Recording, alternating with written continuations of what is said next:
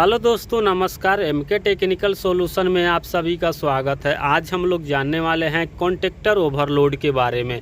हमें एक फ्रेंड ने पूछा था कॉन्टेक्टर ओवरलोड जो हमारे कॉन्टेक्टर के साथ में आता है कि नहीं आता है, इसका वायरिंग डायग्राम किस तरीके से रहता है और इसको हम लोग लगाते हैं तो इसको लगाने से हमारे सिस्टम में क्या लाभ मिलता है, इस सब के बारे में हम लोग जानने वाले हैं। तो चलिए हम लोग वीडियो को शुरू करते हैं। सबसे पहले हम लोग इसका डायग्राम के बारे में समझ लेते हैं और इसके बाद हम लोग इसका सेटिंग के बारे में समझेंगे। तो इसका डायग्राम क्या रहता है, देखिए नॉर्मल किसी पैकेज में क्या होता है कि जो हमारा देखिए जो यहाँ से Y1 जो हमारा आएगा, कंप्रेसर नंबर 1 का है तो उसके लिए मैं बता रहा हूँ। तो जो हमारा Y1 आएगा वो Y1 को क्या करेंगे, वो लोग सीधा किसी पैकेज में वो क्या किया है, डायरेक्ट लेकर आ गया है, हमारा ओवरलोड में लेकर आ गया है। अब हर एक पैकेज में क्या हो, वो लोग अपने हिसाब से उसका डायग्राम किया है। बट क्या होना चाहिए, जो ओवरलोड है कहीं से भी हम पावर लेके जाएं, जैसे मान लीजिए हम यहाँ से उठा के डायरेक्ट यहाँ पे भी दे सकते हैं, नहीं तो यहाँ से हम कोई HP-LP घुमा के भी यहाँ पे हम लोग लेके आ सकते हैं। मतलब कहीं से पावर घूम के आना चाहिए, बट ये सीरीज में रहना चाहिए। किधर से भी पावर घूम के आएगा लेकिन वो सीरीज में यहाँ पे आना चाहिए। तो किसी पैकेज में क्या करता है, हमारा जो यहाँ से Y1 से लेगा पावर, जैसे Y1 आएगा वो सीधा इसको लेके आके इसका ओवरलोड में दे देगा। अब ये ओवरलोड अगर हमारा यहाँ पे बराबर रहता है तो यहाँ से पावर आउटपुट मिलेगा। अब वो पावर सीधा हमारा जाएगा HP के लिए जाएगा, फिर बाद में LP के लिए जाएगा। अब उसमें एंटी फ्रीजर लगा है तो एंटी फ्रीजिंग के लिए जाएगा। बस उसमें और एक हमारे कंप्रेसर के साथ में एक SSP डिवाइस होता है, अगर वो लगा है तो उसमें जाएगा। बाद में ये सब पूरा घूमने के बाद उसका आउटपुट मिलेगा तो इसका हमारा जो कॉन्टेक्टर है इसका कॉइल बोल्ट पकड़ेगा। अब देखिए कॉन्टेक्टर का कॉइल बोल्ट डायरेक्ट वो भी नहीं पकड़ता है, किसी में क्या होता है कि अधिकतर 24 वोल्ट कॉइल कंट्रोल है। लेकिन अगर आपका कॉन्टेक्टर 220 वोल्ट का है तो उसके लिए हम लोग चेंज करने के लिए एक रिले आता है, रिले डाल के वहाँ से हम लोग पावर चेंज करके लेके आते हैं। तो अगर आपका 220 वोल्ट का कॉइल बोल्ट का कॉन्टेक्टर है तो ये जो 24 वोल्ट आपका सर्किट में घुमा है ये सीधा जाएगा फर्स्ट और रिले का कॉइल बोल्ट पकड़ेगा। अब वहाँ रिले से एक पावर हमको अलग पासिंग मिलता है, वो कॉइल उसका अलग हो जाएगा वहाँ से, लेकिन जो पासिंग मिलेगा हमको 220, वो 220 का पावर सीधा हमारा आके इसमें इसका वो कॉइल बोल्ट पकड़ता है। हमारा जो कॉन्टेक्टर है इसका कॉइल बोल्ट पकड़ेगा और हमारा कंप्रेसर रनिंग में हो जाएगा। अब इस तरीके से वो सीरीज में रहता है, पूरा कनेक्शन सीरीज में रहेगा। तो इन केस कभी जब हमारा कंप्रेसर में यहाँ पे मान लीजिए हम लोग अभी ओवरलोड पे सेट पॉइंट यहाँ पे देख पा रहे होंगे 22 एम्पियर पे सेट है, यहाँ पे देख सकते होंगे 22 एम्पियर पे सेट है। अगर इन केस कभी हमारा कंप्रेसर चलता है, चलते जाएगा। अब इसमें क्या होता है कि आप लोग देखे होंगे नॉर्मल, हम लोग के अधिकतर घर में नॉर्मल इंडक्शन है, नॉर्मल इंडक्शन हीटर जो है उसके साथ में एक रेगुलेटर दिया रहता है। उसमें हम लोग जितना पे उसको सेट करते हैं उतना पे उसको बंद चालू करता है। सेम काम इसमें भी एक प्रकार से एयर रेगुलेटर का काम करता है। इसमें हम लोग जितना पे सेट कर देंगे उतना तक यहाँ से जब पावर पासिंग होता है तो इसमें एक हीट उत्पन्न होता है, हीट होता है।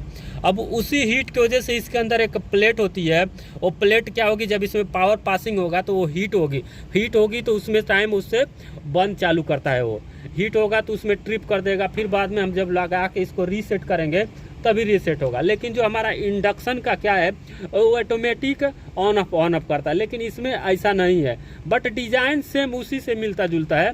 तो इसमें क्या करता है, इस तरीके से एक कनेक्शन होता है। दूसरा कनेक्शन क्या करता है वो लोग कि सीधा यहाँ से हमारा जो Y1 से पावर आएगा, वो पहले यहाँ से Y1 से लेके हमारा ओवरलोड में लेके आ रहा था, लेकिन यहाँ से जो पावर आएगा वो सीधा हमारा कहाँ पे लेके जाएगा, HP-LP में। अब ये जो बता रहा हूँ ये डायग्राम हर एक पैकेज में नहीं है, किसी में आपको देखने को मिलेगा, जो मैं दोनों साइड से बता रहा हूँ आप लोग को। तो जब यहाँ से पावर आएगा वो सीधा हमारा कहाँ पे गया, या तो फर्स्ट वो HP में डाल सकता है, नहीं तो LP में डाल सकता है, नहीं तो जो हमारे कंप्रेसर के साथ में SSP लगा है SSP में भी दे सकता है, और नहीं तो हमारा जो एंटी फ्रीजिंग है वहाँ पे भी दे सकता है। वो कंपनी के डिजाइन के ऊपर डिपेंड करता है। तो क्या करेगा, फर्स्ट यहाँ से पावर उठाया, मान लीजिए उठाया पावर यहाँ से और वो सीधा लेकर गया हमारा SSP में दिया। अब SSP का आउटपुट मिलेगा तो सीधा लेके जाएगा HP में देगा, HP का आउटपुट LP में, और LP का आउटपुट लेके गया सीधा हमारा कहाँ पे दिया, एंटी फ्रीजिंग में।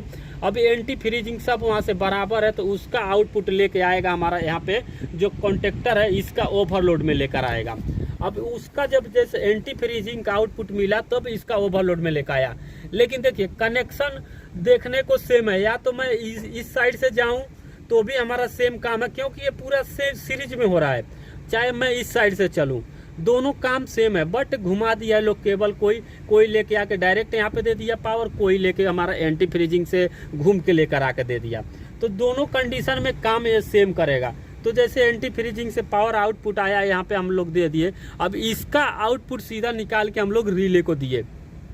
अब रिले मैं इसलिए आपको बताया था कि अगर हमारा कॉन्टेक्टर 220 वोल्ट का है तो हमको रिले लगाने की ज़रूरत है। अगर 220 वोल्ट का नहीं है तो रिले लगाने की ज़रूरत नहीं है। वो पावर हम लोग यहाँ से सीधा निकाल के हम लोग अपने कॉन्टेक्टर को यहाँ पे दे देंगे। इसका कॉइल वोल्ट है, तो जैसे ही हमारा इसका कॉइल वोल्ट मिलेगा, हमारा कंप्रेसर रनिंग में हो जाएगा।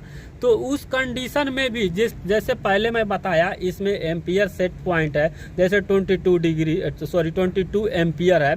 तो जैसे ही इसका ऑन होगा तो हमारा कंप्रेसर जब चलता है तो एम्पियर ज़्यादा लेगा। तो उसी टाइम में जैसे ये 22 पे सेट है ना, तो 22 पे नहीं ट्रिप होगा, ये 23, 24, 25 तक जाएगा मैक्सिमम। उसके बाद ये ट्रिप होता है। जिस तरह जैसे देखिए हम लोग थर्मोस्टेट में सेट करते हैं, सेट पॉइंट क्या करेंगे, हम लोग 20 डिग्री सेट कर देंगे। तो रूम में टेम्परेचर 20 डिग्री आने पर ही ट्रिप बंद नहीं होता है। वो क्या करता है 19, 18, मतलब उसमें डिजाइन किया गया है 1 डिग्री डिफरेंस रख सकता है या तो 2 डिग्री डिफरेंस रख सकता है वो। तो अगर 2 डिग्री का सेट हम रखे हैं डिफरेंशियल, तो 2 डिग्री डिफरेंस लाएगा। जैसे अगर हम 20 पे सेट करते हैं तो हमको 18 तक लाएगा। उसके बाद ही वो वहाँ पे हमारा कंप्रेसर को कट अप करता है। फिर जैसे ही 20 पे जाएगा तो तुरंत चालू नहीं होता है, वो 22 तक जाएगा, तब हमारा कंप्रेसर के लिए वापस कमांड देगा वो। तो उसी प्रकार से इसमें भी है, इसमें तुरंत हमारा पावर ट्रिप नहीं करता है। जैसे 22 पे सेट है तो 22 पे ट्रिप नहीं करेगा, यहाँ पे जाएगा 22, 3, 24, 25 ऐसा तक जाएगा, 25 तक जाएगा। उसके बाद ये हमारा पावर को ट्रिप करता है। अब दूसरा बात हमारा, मैं बता रहा था कि एक पूछा था हमारे फ्रेंड ने कि जो कॉन्टेक्टर होता है इसके साथ में ओवरलोड आता है कि नहीं आता। तो अलग अलग जो कॉन्टेक्टर है, अलग अलग कंपनी का, वो अलग अलग डिज़ाइन किया गया है लोग।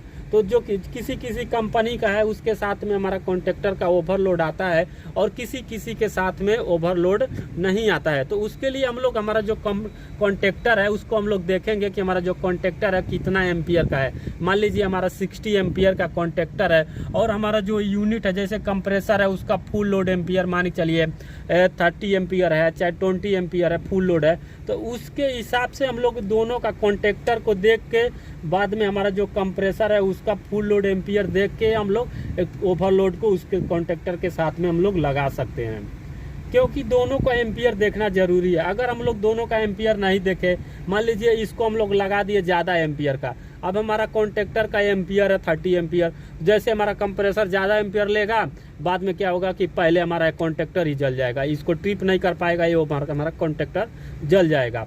तो इसीलिए क्या होता है कि दोनों जगह पे चेक करके लगाया जाता है। हमारा जो कॉन्टेक्टर है इसका कितना एम्पियर है, हमारा कंप्रेसर है जो वो कितना एम्पियर लेगा।